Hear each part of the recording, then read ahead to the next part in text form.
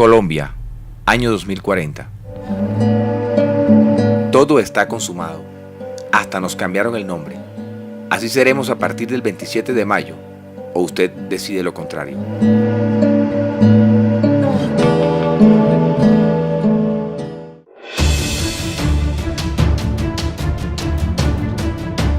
Cuenta la historia que todo comenzó un 27 de mayo de 2018, luego de unas elecciones que ganara el candidato títere de ese entonces y que puso nuevamente él en el poder, uno llamado Iván Duque.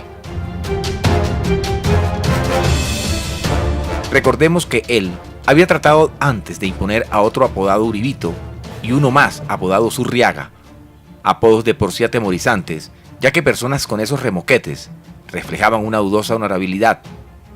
¿Quién se presta para ser un títere?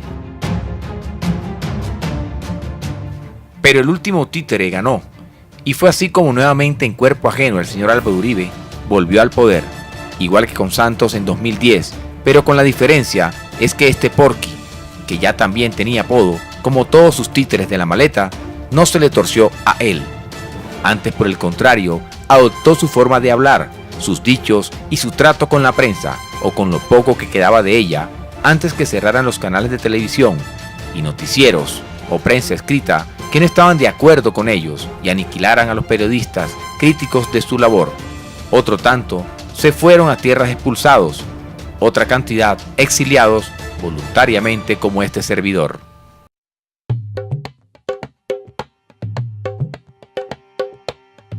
Aprovechando esa transición de 4 años y al no poder reelegirse, se dedican a armar lo que sería el nuevo orden de Colombia. Así es como eliminan a las 3 altas cortes por una sola, tal como se lo habían propuesto en la campaña de 2018, y el cual era el camino que necesitaba el salvador de la patria para iniciar sus planes. Se fortaleció el ejército y se inició la búsqueda, persecución y neutralización a todo lo que oliera a izquierda o por lo menos a descontento, desacuerdo o inconformismo con el nuevo orden, porque la idea era salvar a Colombia y no volvernos un Venezuela, un antiguo país que vivió años de corrupción pero que al final desapareció por la improductividad de su tierra. Es lo que hoy se conoce como Venemuerta. Dicen que en tiempos del petróleo fue su mayor comercializador y el país más rico de la región, pero un mal llamado socialismo del siglo XXI la acabó. Pero no precisamente por el sistema, sino por los corruptos que se tomaron el poder en ese momento de su historia, un sistema económico inventado y el cual desestabilizó a la desaparecida Suramérica un tiempo.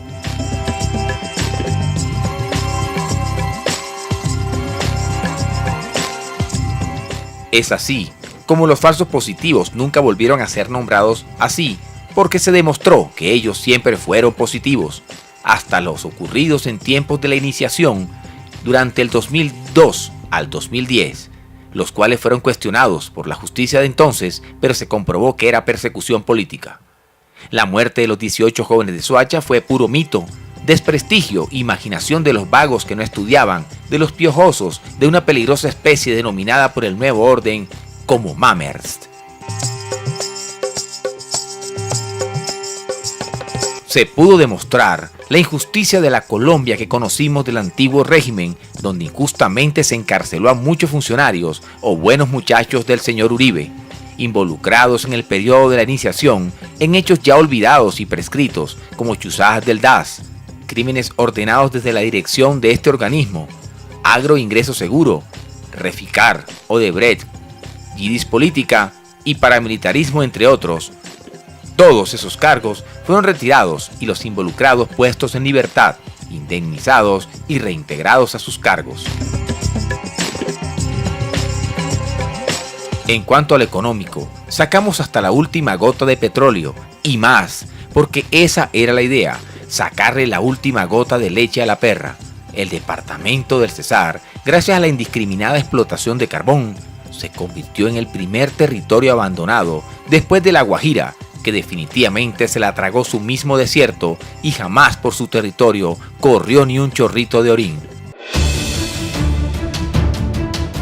El petróleo y el carbón dominaron la economía de Colombia desde 2018, dejando al otrora hermoso y rico país, como se esperaba, sin agua, sin agro, sin recursos naturales. El departamento del Meta nunca crió ganado. Las selvas y bosques de la altillanura, después de 20 años, se secaron. Hoy son campos de prueba para una nueva energía que experimenta Estados Unidos en nuestro suelo, por ser considerado estéril y que allí no se le hará daño a nadie.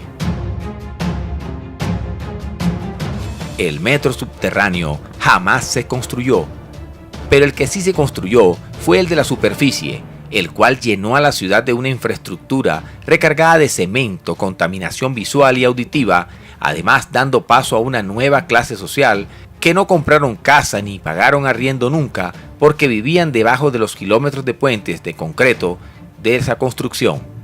Esa clase se llamó los indigents y otros metroñeros, hoy en clara extinción. Se construyeron un sinnúmero de troncales de aquel sistema que llamaban Transmilenio, uno que un alcalde de esa época y que compaginaba con los Uribets se inventó antes de la iniciación. Dicen que tuvo un sueño, una inspiración y juntó dos buses con un fuelle y creó el tan revolucionario sistema para la ya caótica Bogotá de entonces. Desde los tiempos de la reeducación, no se volvió a invertir en el agro. Colombia nunca produjo nada y todo se trajo de Centroamérica y de África. Eran más importantes las comisiones, las coimas y todo lo que oliera a CBY que preocuparse por sembrar papa, yuca, plátano o aguacate. Sí, aguacate. Fue lo que propuso comercializar en masa y de manera industrial y descomunal para venderle al mundo un joven llamado Gustavo Petro, que se había postulado para presidente en ese entonces, en el año 2018, año de la retoma del poder de los Uribets. Un joven político aguerrido, al que hasta loco le dijo un famoso cantante de un canto vernáculo y ancestral llamado vallenato. Ese Petro no tiene nada que ver ni con el petróleo ni con una extinta moneda de Benemuerta.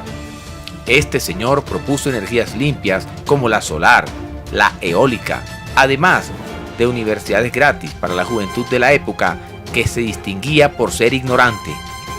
Propuso metros subterráneos para las principales ciudades y reactivación de la línea férrea nacional, así como la recuperación ambiental de bosques y parques, reactivación del campo y reestructuración de la salud, causa de muchas muertes en la antigua Colombia.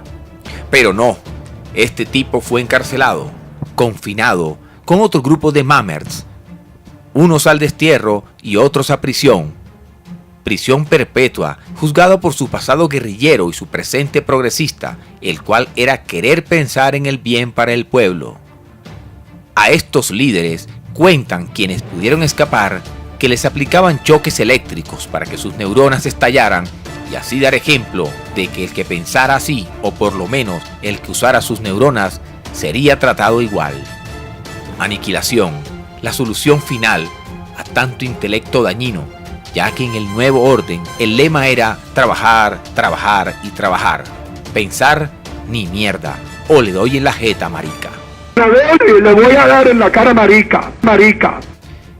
Hoy Colombia, o lo que se conoció como tal, se llama Ubérrimolán, debido, entre otras cosas, a factores de geografía, identificación y agradecimiento de los demás territorios, porque el ubérrimo, como se conoció una inmensa finca que había comprado honestamente el señor Álvaro Uribe, se fue ensanchando y fue tan productiva con buena agua, canales de riego, tierra fértil, cosa que convirtió al ubérrimo en la despensa de carne y otros productos menores de la economía, como maíz, para la arepa, en especial la paisa, una que otras hortalizas y yuca a la lata.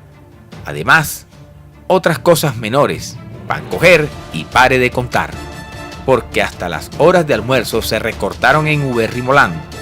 Hay que trabajar, trabajar y trabajar, y no perder el tiempo echando muela. Hay que recortar las horas de sueño y las horas extras.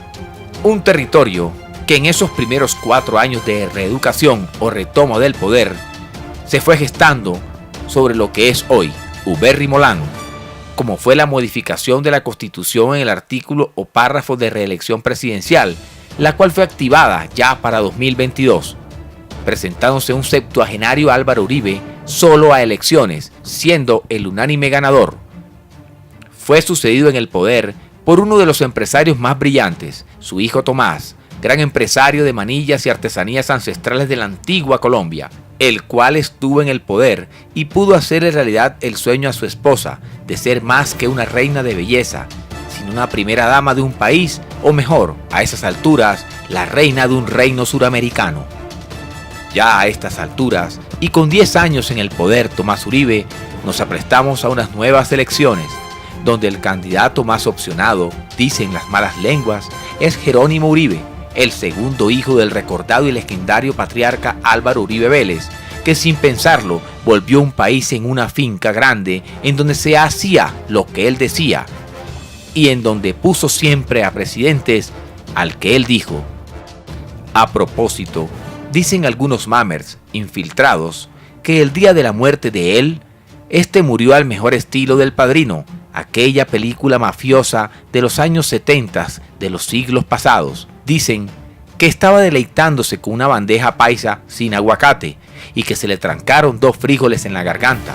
Entonces la gente afanosamente buscaban agua para que se le bajaran los granos de la legumbre por el galillo, pero ni a golpe se pudo y tampoco con ningún líquido. Agua no se consiguió ni medio vaso. En cambio, había un barril de petróleo, el cual, por obvias razones, no servía para salvarle la vida.